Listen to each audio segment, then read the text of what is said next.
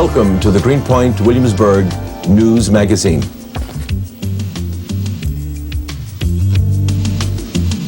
Neighborhoods Today.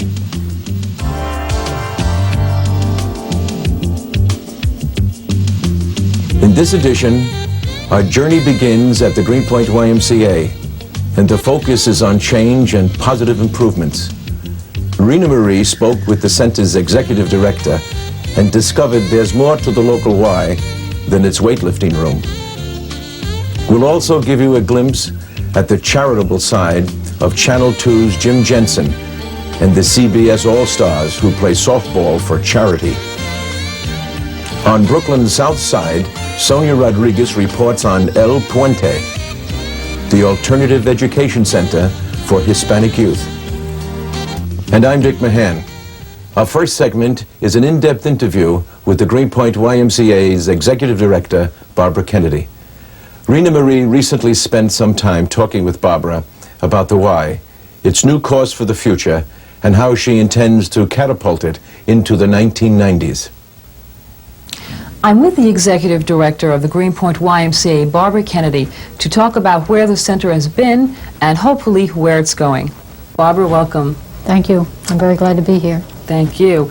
Barbara, you have quite a few years' experience in human services. I believe over 30 years' experience. That's right. Okay, and the last 10 of those years you've spent within the YMCA organization. Could you just elaborate a little on your experience? Within the Y, or what got me here? All of your experience. Okay. Well, as you pointed out, I have spent 30 years in human services. The first 20 in traditional education. I taught everything from grammar school to college, in fact, graduate school. And along about my early 40s, I had, I guess, what you could call a midlife change. I'm not going to call it a crisis. Okay. And I left education and went back to school at Teachers College to study exercise physiology, principally because I wanted to work with adults in fitness and in recreational activities. And while I was there, I got a job at the YMCA in their Cardiovascular Health Institute. I spent 3 years there. And then I went to the McBurney branch as physical director and worked there for 6 years.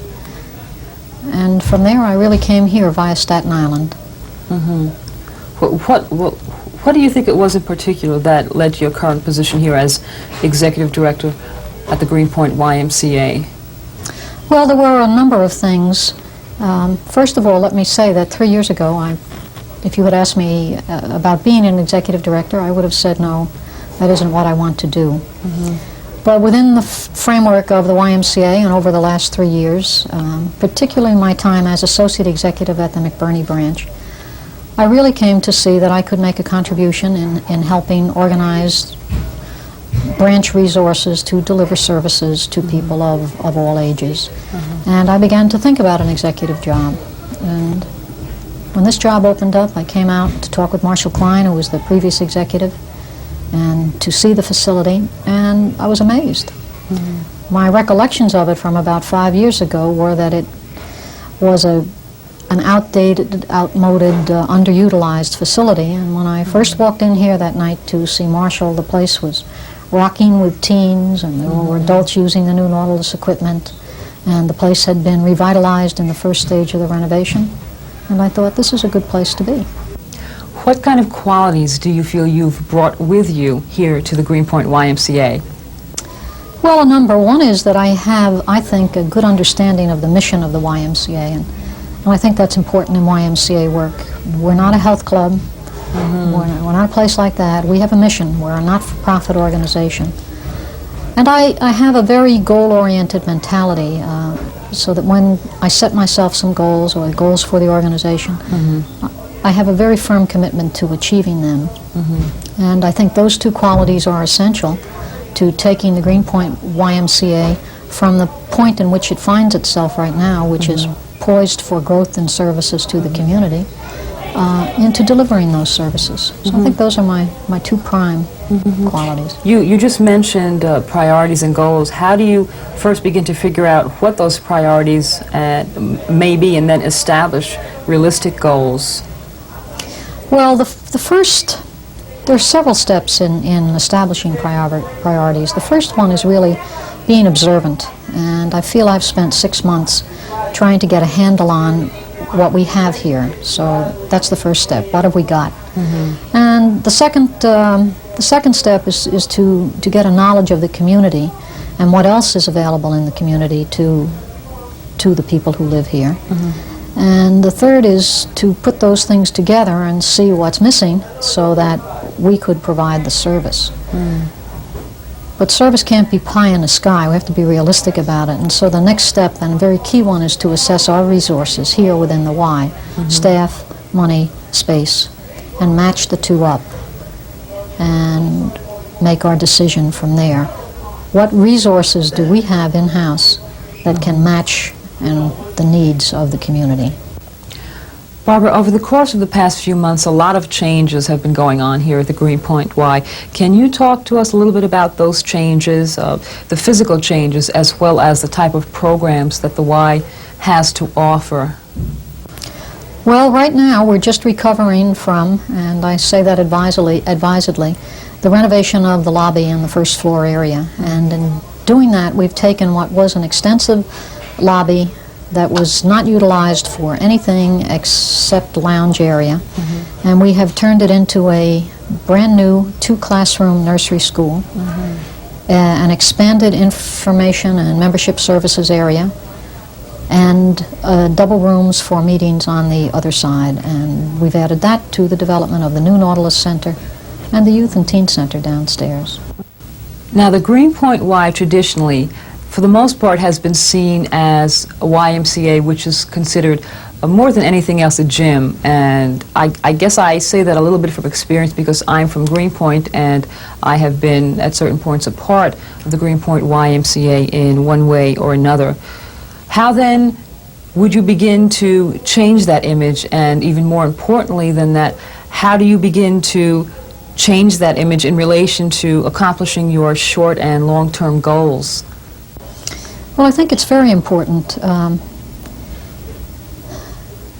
in two ways. One, we can't let go of the fact that we are a place where teenagers and young children, school-age children, can come not just to work out, but to learn values. And I think that's what makes the YMCA different from your traditional gym-type area.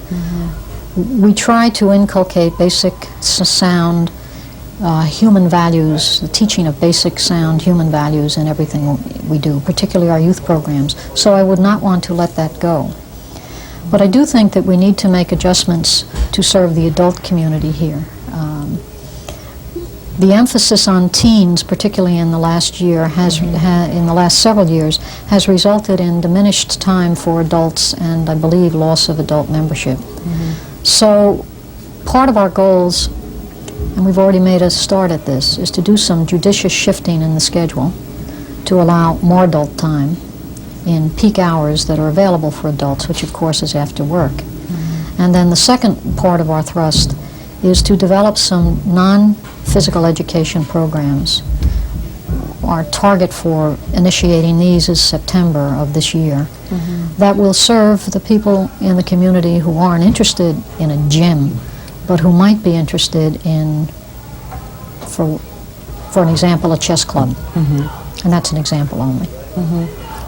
You just mentioned the adult segment of the Greenpoint community.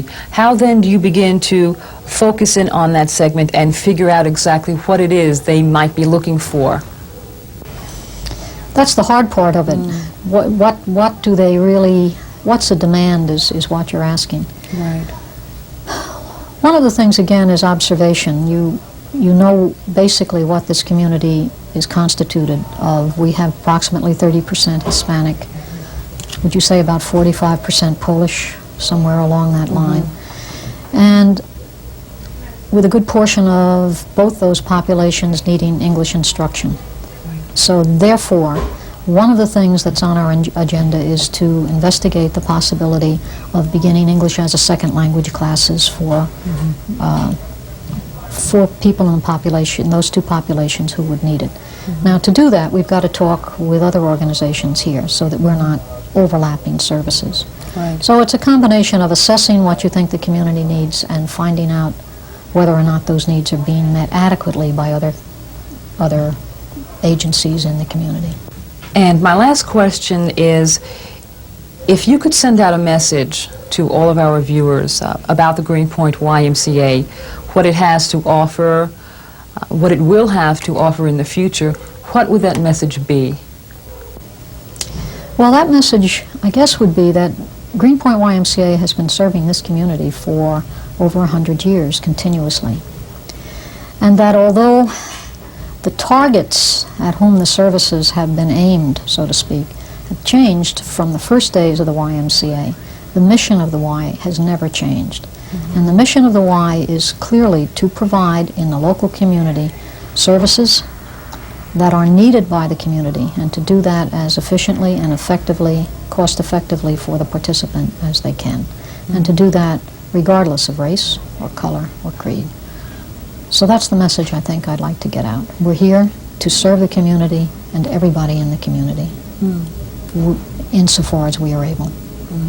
Barbara, thank you very much for taking a little time out of your hectic schedule to speak with us, and we wish you good luck. Thank you, and thank you for this opportunity. Reena, it's obvious Barbara's vision of the YMCA and her determination are a winning combination. Have there been any new developments since your conversation with Barbara? Dick, I think what's really important is that Barbara and her staff have been making the changes she spoke of, and that's really what makes the difference. But what also has made an impact on the Wise Teen Center is the charity softball game sponsored by Brooklyn Union Gas. Now, they play various media personalities from WNEW-FM and even Channel 2's Jim Jensen and the CBS All-Stars. As a matter of fact, at one of the games, I had the opportunity to speak with Jim Jensen, and here's what he had to say. Hello, we're in Greenpoint, and we're with the CBS All-Stars, Jim Jensen, and the Brooklyn Union Gas Company. And we're playing, I'm not playing, he's playing. No, I'm not either. He's not playing right now.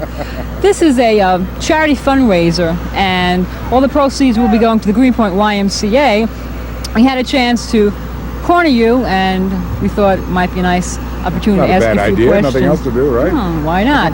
You are the gentleman credited with organizing the CBS All-Stars back in 1967, right? And yes. I was wondering what might have been your initial motivation for having started Well, the initial team. motivation was to play ball in Central Park.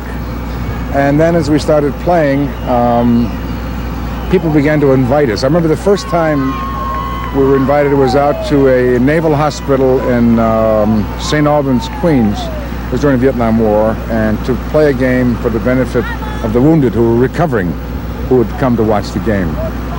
And then it's kind of spread, and like Topsy, it just started to grow.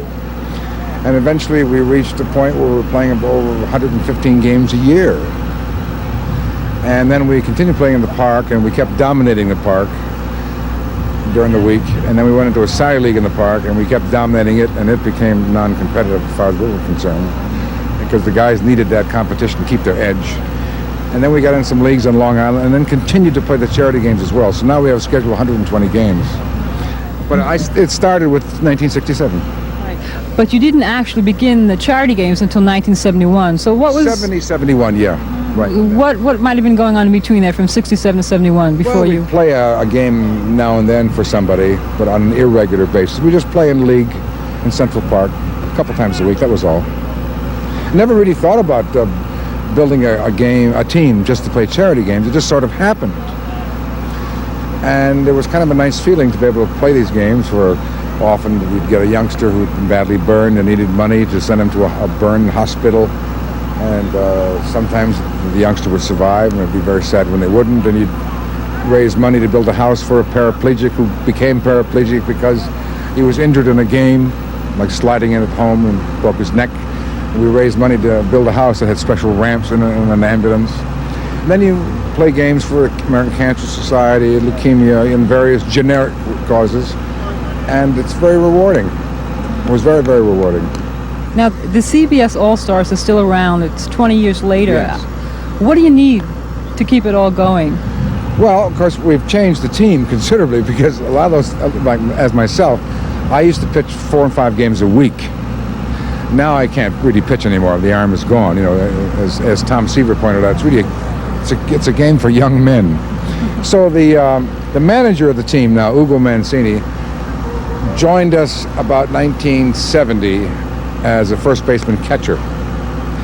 And he's the last member of the original team that's still here.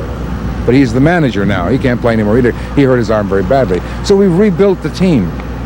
The team now goes to national tournaments. We won 7 tournaments this summer and came in 3rd in the Nationals in Decatur, Alabama last week. So the composition of the team has changed, but the motivation is the same. Let's talk for a minute or so about your pitching record. You've got a pretty impressive record there, with 600 wins and I think about 84 losses. Yes. Do you have some kind of secret for a record like that? I had a good team behind me. They were able to catch all the balls that were hit and throw them to the right person, and I was lucky. But without being unduly modest, I threw pretty well for a while too, until it all went. But I had fun. I enjoyed being out there. I really did. Now, this isn't the first time that the CBS All-Stars has played for the Greenpoint YMCA. No. This, I believe, is the 3rd year in a row? I think so, yes, it is. And I also believe the CBS All-Stars, 3 years in a row? That we've won or lost? That you've won? I wouldn't doubt that either, but right now we're losing. Uh-oh. But as long as the Greenpoint Y wins, that's what really counts, you see? We like to win because of pride. But we have to, as I tell these fellas every spring, and as far as charity games are concerned, yes, we want to win. And yes, we want to put on a good show. But if we lose, keep in mind why we're playing. And then, no matter if you win or lose, you've won because you've helped somebody. Being that you've played for basically the Greenpoint YMCA 3 years in a row, is there anything special about the Greenpoint YMCA or any reason in particular that you might have come back? It's a cause that's worthy of an effort to help. Most of the charities we play for, or let's say the individuals we play for, we've never heard of them. We never knew them before until we were advised of it. And it seemed like a good thing to do. And so we just went out and did it. And I tell you, it's a very moving experience to go out in the field and there might be 25 or 50 wheelchairs lined up with little children who have no legs or no arms, or they're crippled or they're retarded in some way. And you're playing a game that raises funds that might help some of them, you know? But you never knew them before you got to the ball field. And you never, chances are I never see them again. But it does something to you. Well, thank you very much for being here and for the YMCA. I should say it's our pleasure if we help. And thank you very much for the time. Really appreciate it. Thank you. To most high school dropouts, the likelihood of ever finishing their education is small. But in the Williamsburg section of Brooklyn, one organization is out to reverse that trend.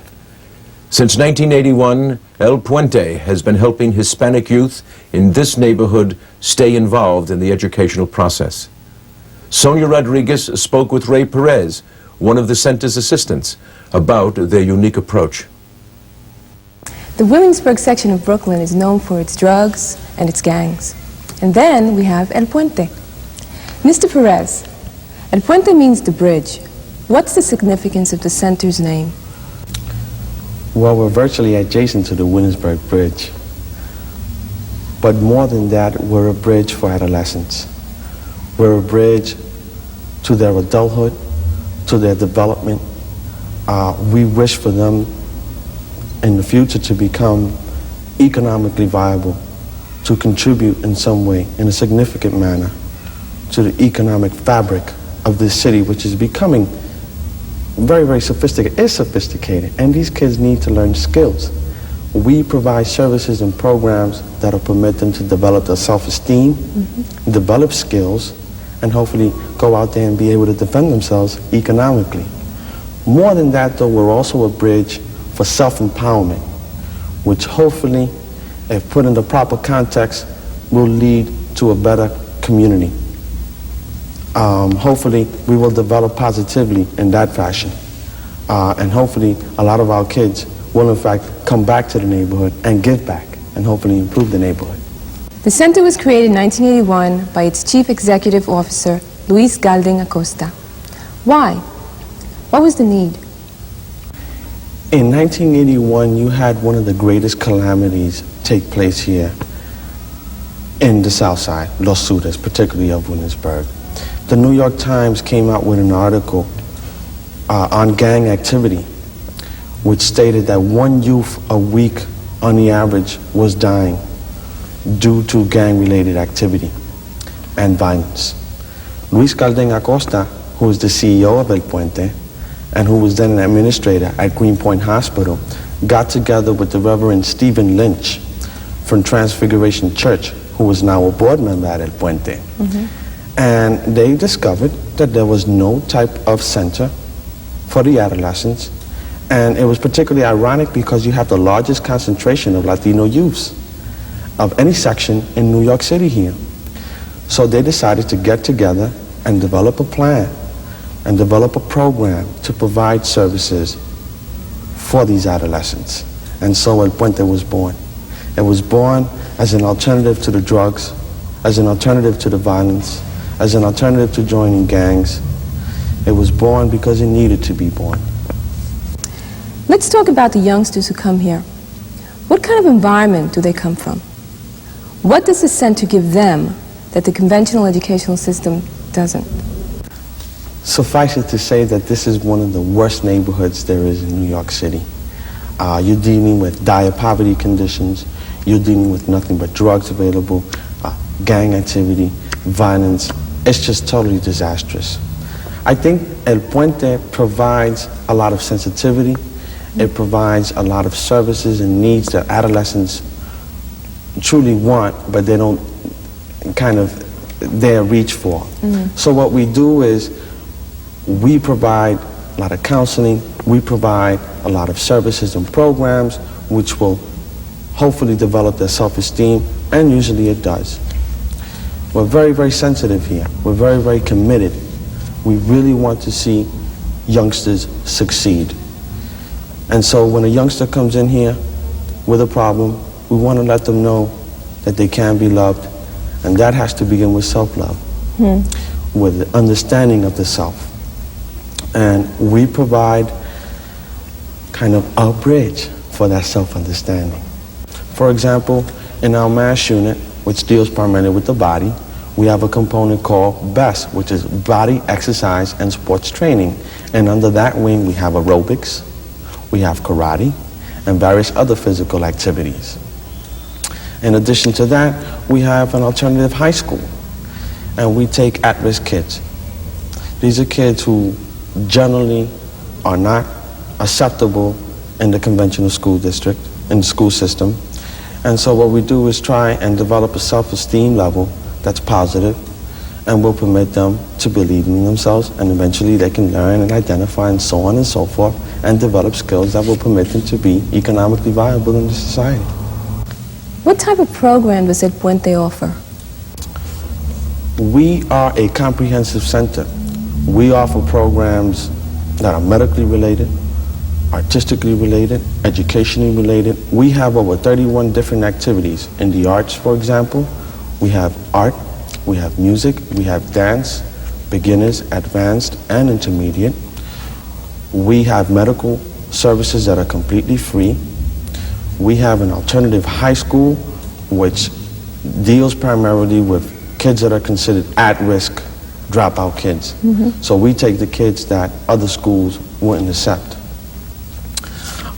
In addition, we have our kids take part, that is, in every policy-making decision. We have representation even on our board.